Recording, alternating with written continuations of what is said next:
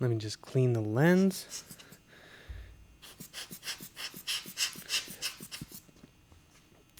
This is an amazing tool. What up, Kickstarters? This is another update for Powered by Green Smoothies. As I mentioned in my previous update, everything has already been filmed. Now we move into the studio work, which is going to be at least half of the work. So, in order to make a really quality movie, I needed a place where I could capture voiceover sound. So I needed an isolation booth that I could mute all the outside noise from and do voiceovers for my film. And at this point in time, because of all the blood tests, because I went a little bit over budget, I didn't have a whole lot of money to rent or buy studio space. Luckily, I'm very resourceful and I have friends in high places. And it just so happens that right across the parking lot from my office, I have a good friend who's a custom furniture builder, an amazing guy. And he took the afternoon, spent an hour, and helped me put together this awesome thing that looks like a casket right behind me.